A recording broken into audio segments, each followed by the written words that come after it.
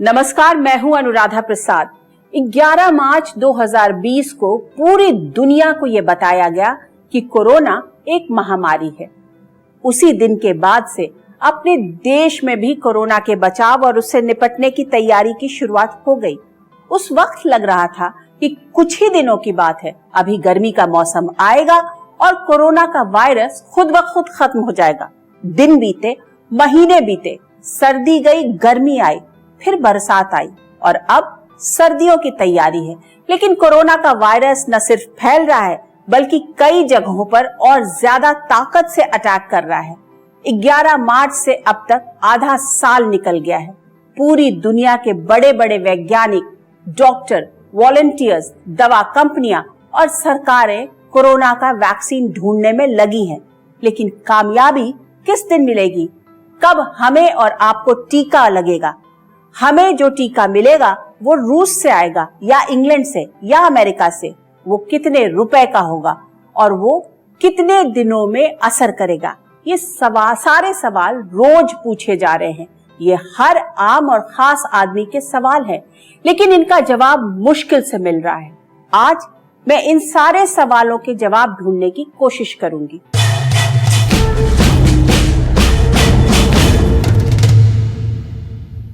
Corona के vaccine से जुड़ी हर बात मैं आज आपको सिलसिलेवार तरीके से बताने वाली हूँ।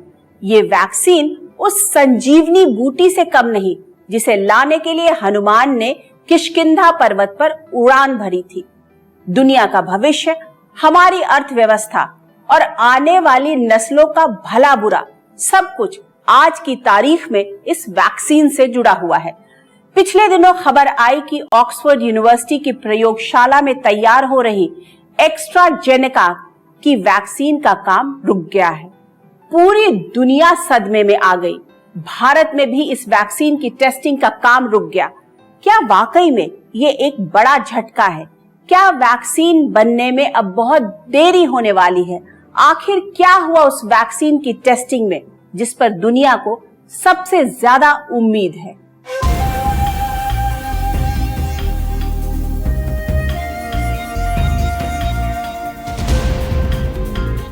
पूरी दुनिया को ऑक्सफोर्ड और एस्ट्राजेनेका की कोरोना वैक्सीन से बड़ी उम्मीद थी, लेकिन आखिरी दौर में क्लिनिकल ट्रायल रोकने की खबर से पूरी दुनिया में सन्नाटा पसर गया। दरअसल ऑक्सफोर्ड यूनिवर्सिटी के साथ मिलकर बनाई जा रही वैक्सीन से एक शख्स के बीमार होने की खबर आई और ट्रायल रुक गया। जो अभी हुआ वो किसी भी वैक्सीन के साथ कभी भी हो सकता है, चाहे फेज 1 में, अभी तो कम से कम उनका फेज 3 में हुआ, फेज 1 में भी हो सकता है, फेज 2 में भी हो सकता है, फेज 3 में हो सकता है। जो हुआ, कोई भी ये एडवर्स इवेंट हो, चाहे वो माइल्ड हो चाहे सीरियस एडवर्स इवेंट हो। माइल्ड में हो तो ऐसे हल्का सा फीवर आना, पेन होना, नाजिया वोमिटिंग होना, उल्टी होना, और ये सब किसी भी ड्रग या वैक्सीन के साथ जब उसको ट्रायल करते हैं तो, या आपका ये होना जब एडवर्स इवेंट होता है कि हॉस्पिटलाइज होना पड़ेगा उसके लिए, और या आप की डेथ हो जाए किसी की भी जिनको वैक्सीन दिया गया है।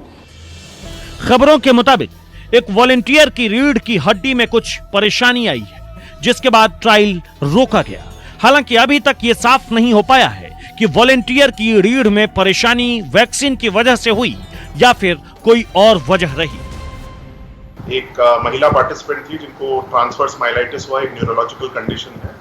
तो सेफ्टी पर्सपेक्टिव से इस ट्रायल को अभी रोका गया है ताकि उस इवेंट को स्टडी किया जाए, ये देखा जाए कि वो जो वैक्सीन है उससे रिलेटेड है कि कोई और रीज़न था उसका।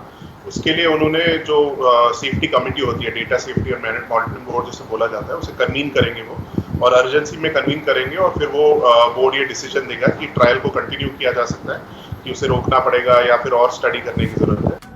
विश्व स्वास्थ्य संगठन के मुख्य वैज्ञानिक सौम्या विश्वनाथन का कहना है कि रिसर्च में उतार चढ़ाव आते रहते हैं। इनका कहना है कि मनुष्यों पर अभी तक हुए परीक्षण के आंकड़े काफी अच्छे हैं और उनमें कुछ देर के लिए इस रोग से लड़ने की क्षमता विकसित हो रही है।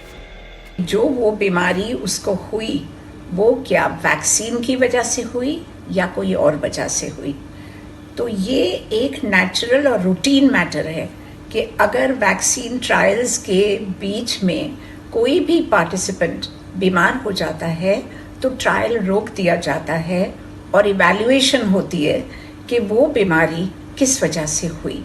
ये बहुत ज़रूरी है कि जो वैक्सीन दी जाए वो सेफ वैक्सीन हो। ह्यूमन ट्रायल पर रोक के बाद भी एस्ट्राजेनेका के सीईओ पास्कल सोरियत को वैक्सीन जल्द आने की उम्मीद है। उनका कहना है, कोरोना वैक्सीन इस साल के अंत तक या अगले साल की शुरुआत तक आ सकती है। ऐसे ट्रायल का बीच में रुकना कोई बड़ी बात नहीं है। इस बार क्योंकि पूरी दुनिया की नजरें इस ट्रायल पर है, इसलिए इसकी इतनी चर्चा हो रही है। मतलब ऑक्सफोर्ड की कोरोना वैक्सीन तय समय से ही आने की पूरी उम्मीद की जा रही है। तीसरे चरण के ट्रायल में अलग अलग देशों के 50,000 से ज्यादा लोग शामिल हैं। वैक्सीन अभी जिस ट्रायल के दौर में है, उसे पार करने के बाद सुरक्षा और असर के डेटा को पास करवाने की जिम्मेदारी होगी।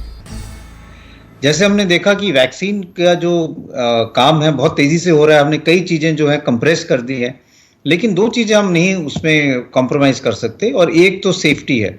और जैसे हमने देखा कि अभी एस्ट्राजेनेका की जो वैक्सीन है ऑक्सफोर्ड वाली, उसमें अभी उसकी ट्रायल रोक दी गई है क्योंकि एक व्यक्ति को कुछ साइड इफेक्ट्स हुए जो ये देखा जा रहा है कि वो वैक्सीन के कारण या वैसे ही हुए हैं।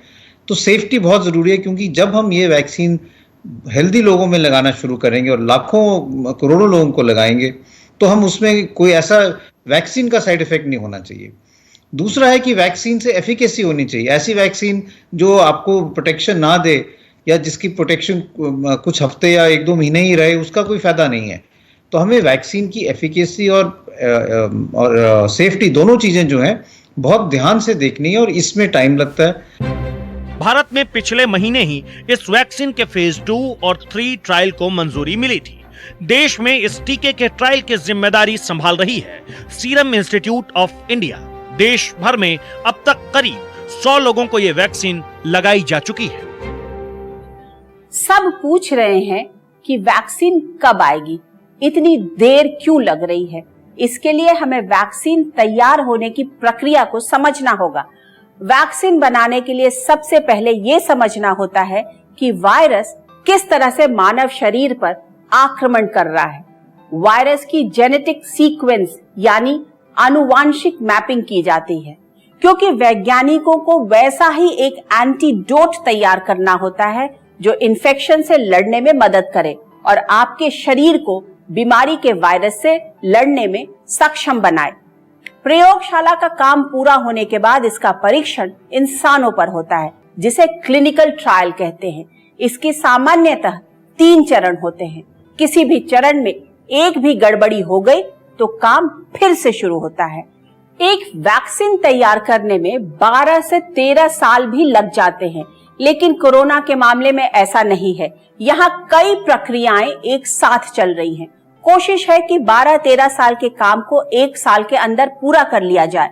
WHO यानी विश्व स्वास्थ्य संगठन के मुताबिक 34 कंपनियां कोरोना वैक्सीन बना रही हैं। इनमें से 7 के तीसरे चरण के क्लिनिकल ट्रायल चल रहे हैं और 3 कंपनियों के ट्रायल दूसरे चरण में हैं। 142 कंपनियां ऐसी हैं जिनके वैक्सीन पर अभी प्रयोगशाला में ही काम चल रहा है, यानी वो प्री क्लिनिकल स्टेज पर हैं। पूरी दुनिया को घुटने पर लाने वाले कोरोना वायरस की वैक्सीन विकसित करने में दुनिया का हर छोटा बड़ा देश पूरी ताकत के साथ लगा हुआ है। किलर कोरोना अब तक 9,20,000 से ज्यादा लोगों की जान ले चुका है। अभी और कितने इसके शिकार होंगे कोई नहीं जानता। ऐसे में इससे बचने के लिए संजीवनी यानी कारगर वैक्सीन का पूरी दुनिया इंतजार कर रही है। कोई भी वैक्सीन वायरस या फिर बैक्टीरिया की मदद से तैयार की जाती है। इस प्रक्रिया में शरीर में मौजूद वायरस को कमजोर कर दिया जाता है, जिससे वायरस दोबारा पैदा ना हो सके। इसमें वायरस के ब्लूप्रिंट या जीन को बदल दिया जाता है। वायरस के ब्लूप्रिंट को सेल कल्चर एडेप्टेशन प्रक्रिया के जरिए बदला जाता है। वैक्सीन निर्माण कई चरणों से होकर गुजरता है। ह्यूमन ट्रायल में फेज 1 आता है, जो फेज 1 का मेन ऑब्जेक्टिव होता है कि वैक्सीन की सेफ्टी को स्टेब्लिश करना। उसके बाद फेज 2 में जाते हैं, सेफ्टी के साथ साथ इम्यूनोजेनिसिटी भी देखते हैं। इम्यूनोजेनिसिटी का मतलब ये होता है कि एंटीबॉडीज बन रहे हैं, एंटीबॉडीज किस लेवल तक बन रहे हैं और कितने बन रहे हैं। ये देखने के बाद जब एक बार स्टेब्लिश होता है तो फिर फेज 3 में जाते हैं।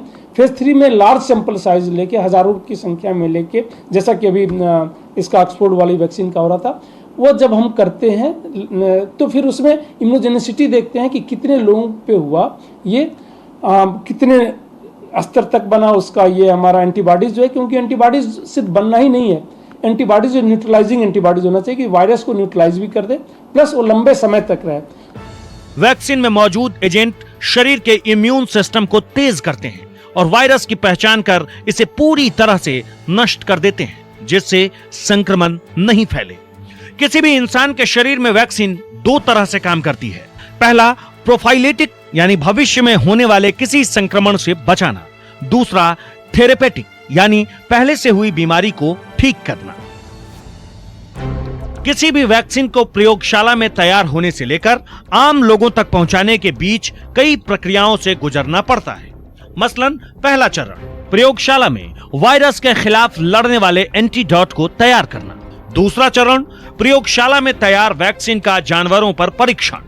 दूसरा चरण पार करने के बाद सबसे अहम तीसरे चरण यानी ह्यूमन ट्रायल से गुजरना होता है। तीसरा चरण क्लिनिकल ट्रायल सबसे मुश्किल और लंबा चरण होता है। इसके नियम अंतर्राष्ट्रीय स्तर के हैं और सभी देशों को उसका पालन करना होता है।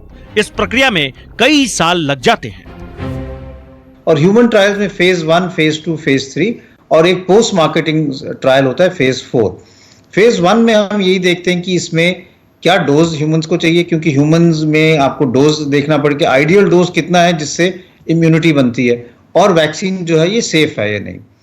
तो ये आप फेज 1 और फेज 2 में देखते हो, सेफ्टी डेटा, इम्यूनोजेनिसिटी डेटा और डोज। एक डोज चाहिए, 2 डोज चाहिए। कुछ वैक्सीन ऐसी हैं जिसमें हमें 2 डोज देने पड़ेंगे, और कुछ वैक्सीन जो कोविड की बन रही है उसमें भी ऐसा लग रहा है कि शायद 1 महीने के अंतर में हमें 2 दफा इंजेक्शन देना पड़ेगा, तब जाके अच्छी इम्यूनिटी आएगी।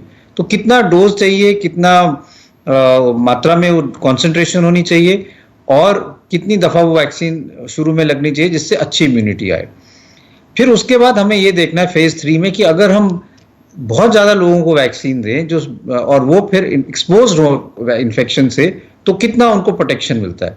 सबसे ज्यादा टेस्ट तो वही है, मुझे वैक्सीन लगा और फिर मैं ऐसी जगह में गया जहां पे कोविड फैला हुआ है और मुझे कितनी प्रोटेक्शन हुई, मुझे कोविड नहीं हुआ, तो फिर मैं यही कह सकता हूं कि हाँ, ये वैक्सीन कामयाब है, मुझे इन्फेक्शन नहीं हुआ है। वैक्सीन डेवलप हो जाएगी, उसके बाद कंट्रीज जो हैं और उनकी जो रेगुलेटरी अथॉरिटीज़ हैं वो लाइसेंस देंगी, और जो मैन्युफैक्चरर्स हैं उन कंट्रीज़ के वो फिर वैक्सीन को मैन्युफैक्चर करेंगे।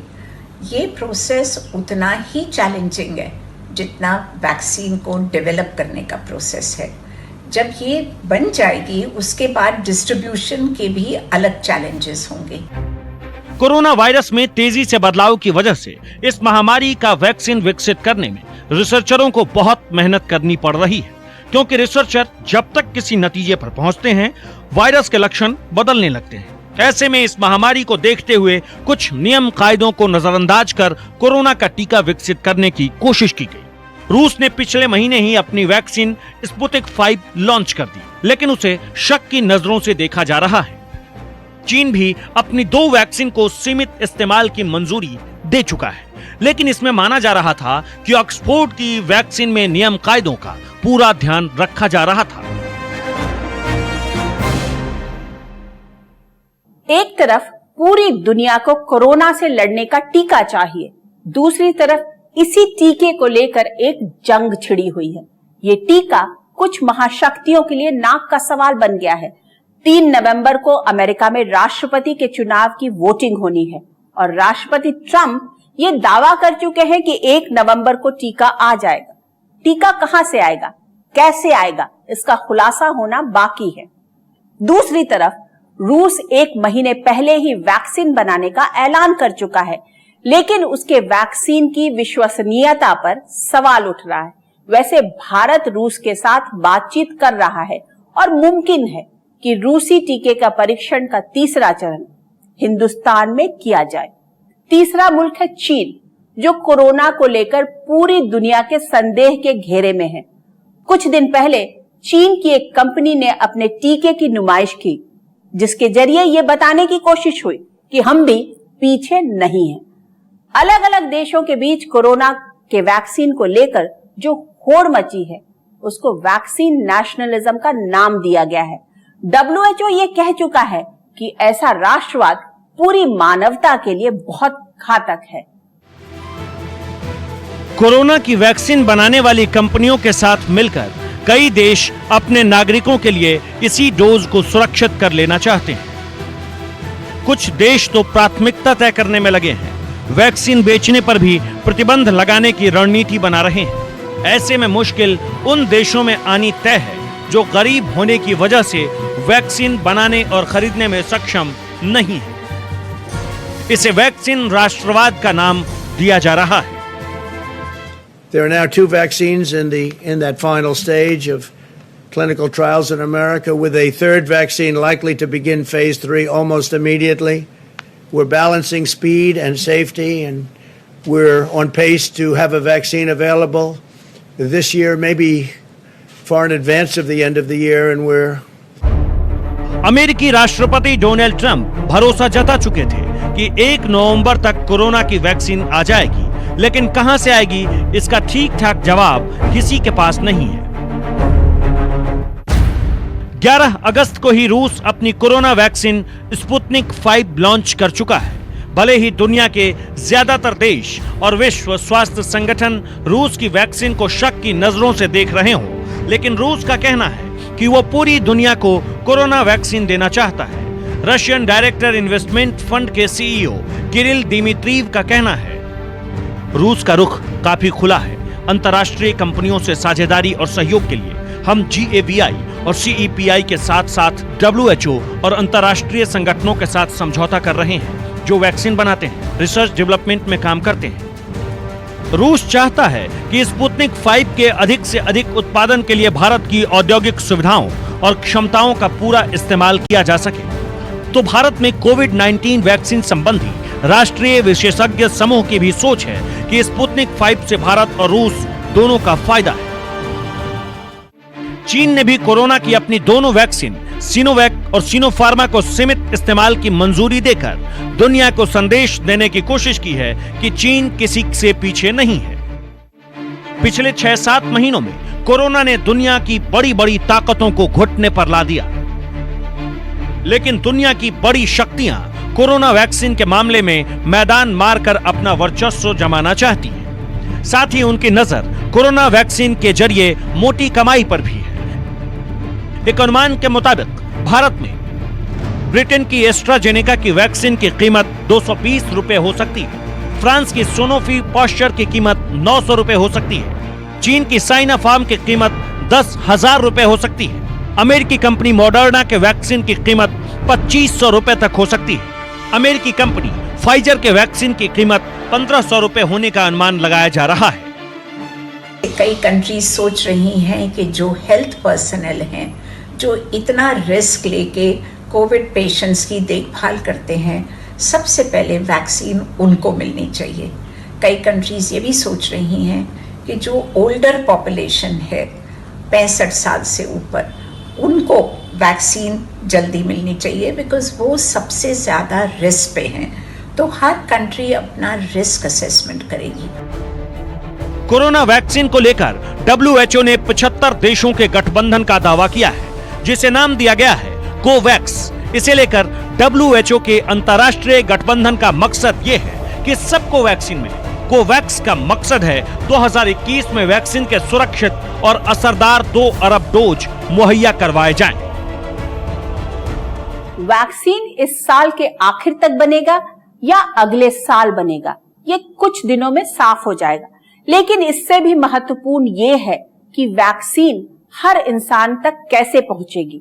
बीमारी तभी भागेगी जब हर इंसान में इससे लड़ने की प्रतिरोधी क्षमता आ जाएगी। भारत में 130 करोड़ से ज्यादा लोग हैं। हर नागरिक तक वैक्सीन पहुंचाने में समय तो लगेगा ही और कई दिक्कतें भी आएंगी।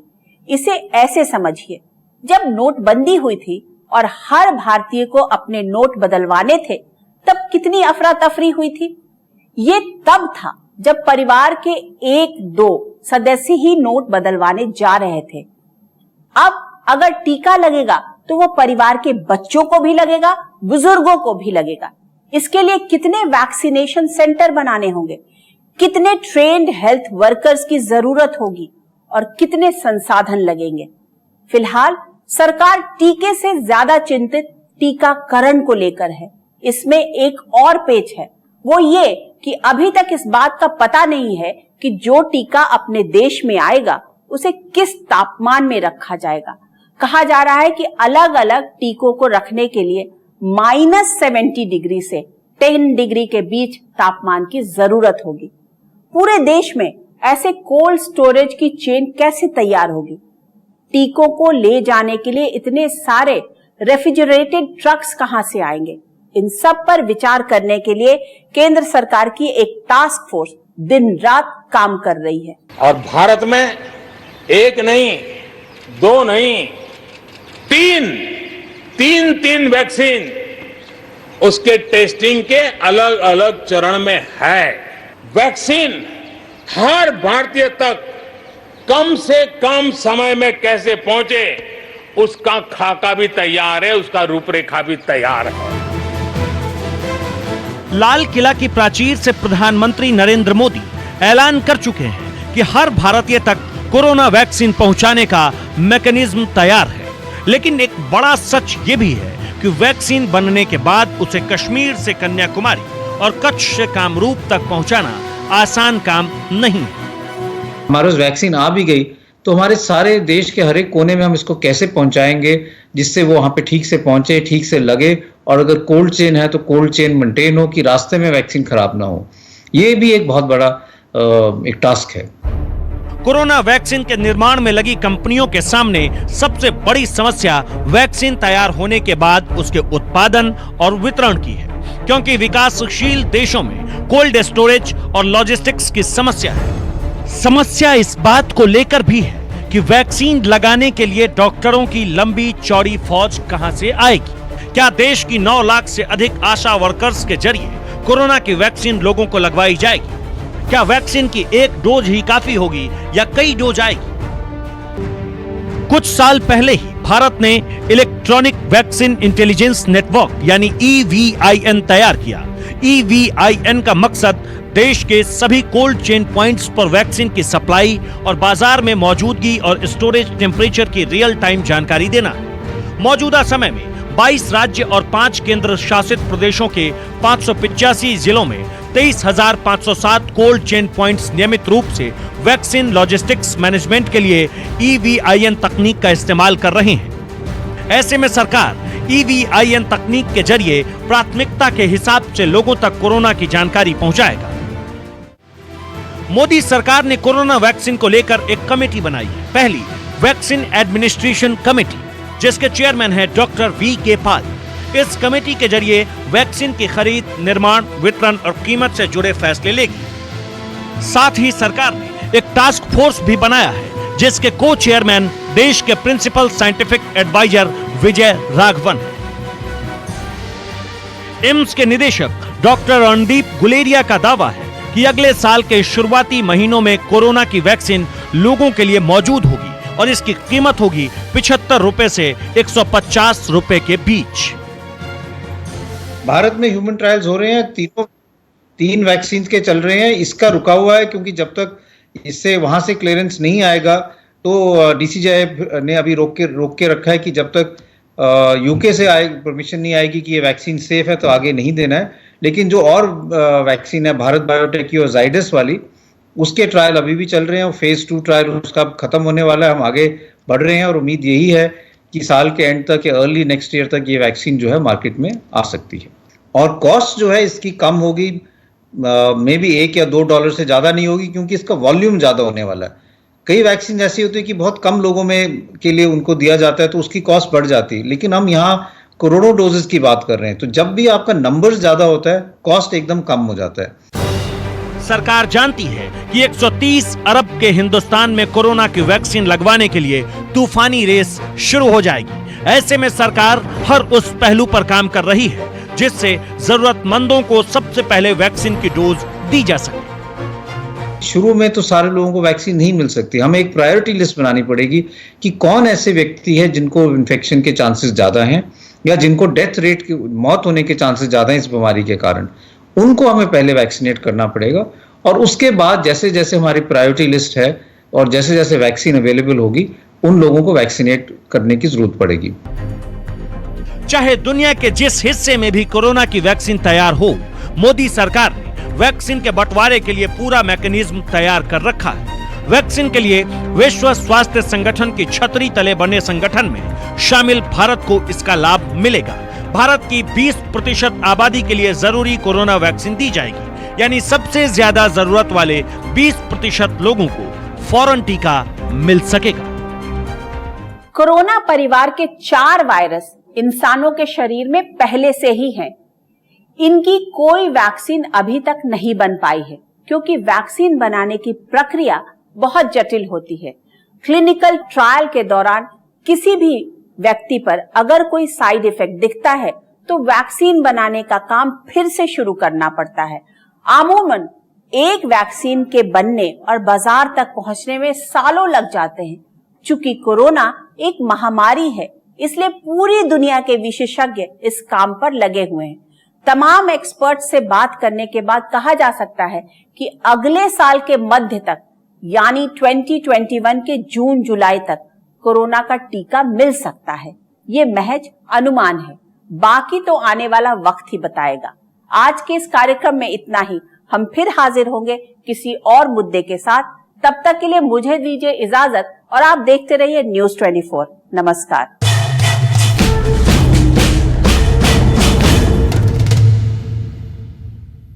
नमस्कार, मैं हूं मानक गुप्ता। अगर आपको हमारा ये वीडियो पसंद आया हो तो इसे लाइक और शेयर जरूर करें, और हाँ, हमें सब्सक्राइब और फॉलो करना ना भूलें ताकि आप देश और दुनिया की कोई खबर मिस ना करें। चाहे कोई ब्रेकिंग न्यूज हो या कोरोना वायरस से जुड़ी कोई भी अपडेट, पॉलिटिक्स हो या आपकी जेब से जुड़ी कोई खबर, इलेक्शन की कोई न्यूज हो, कोई कंट्रोवर्सी हो या फिर कोई वायरल वीडियो, सब कुछ मिलेगा न्यूज़ 24 पर। तो जुड़े रहिए हमारे साथ और देखते रहिए न्यूज़ 24।